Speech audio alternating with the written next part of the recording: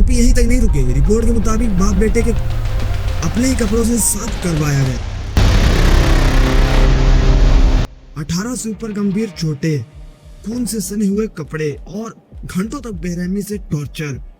तमिलनाडु के सथानकुलम की वो खौफनाक कहानी जिसने पूरे देश को हिलाकर रख दिया। इस केस ने हमें बता दिया जब रक्षक ही भक्षक बन जाता है तो वो किस हद तक जा सकता है। ये कहानी है जयराजमू के बेटे बेनिक्स की, जो सथानकुलम में ही एक छोटे से मोबाइल शॉप चलाते थे। 19 जून 2020 कोविड लॉकडाउन का समय था और उस दिन दुकान थोड़ी देर से बंद होती है, लेकिन उन्हें क्या पता ये एक छोटी सी गलती की सजा डायरेक्ट मौत होगी। रात काफी हो चुकी थी, अब सड़क पर कोई आदमी दिख नहीं रहा था। उसी समय पुलिस आती है और बिना कुछ सवाल जवाब किए जयराज को जबरन थाने ले जाया जाता है। और थाने में पुलिस वाले कारण देते हैं कि लॉकडाउन नियम का पालन नहीं किए हैं। लेकिन बात ये नहीं थी, उनको बस अपना पावर दिखाना था, अपना ईगो सेटिस्फाइड करना था कि एक आम इंसान पुलिस के बारे में कैसे बोल सकती है। और इसीलिए पुलिस वाले जयराज को सबक सिखाना चाहती थी।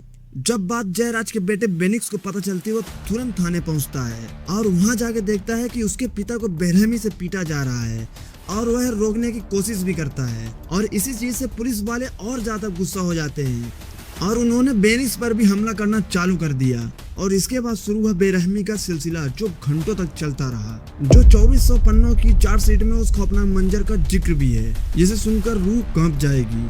तो सबसे पहले दोनों करवाकर टेबल पर झुकाया गया और उनके हाथ पैर बांध दिए गए ताकि वो हिल भी ना सके। फिर उसके बाद उनके पीठ और शरीर के अन्य हिस्सों पर लगातार वार किया गया, यहाँ तक कि पार्ट पर भी वार किया गया। पिटाई इतनी बेहद हुई कि शरीर पर बहुत गहरे जख्म हो गए।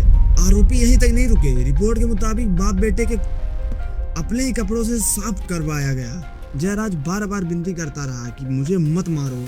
जब लोगों को पता चला कि जयराज और बेनिक्स की मृत्यु हो गई है पुलिस के मारने के कारण, तो लोगों का आक्रोश उमड़ पड़ा और आंदोलन पर उतर आए, जिसके दबाव में केस सीबीआई को सौंपा जाता है।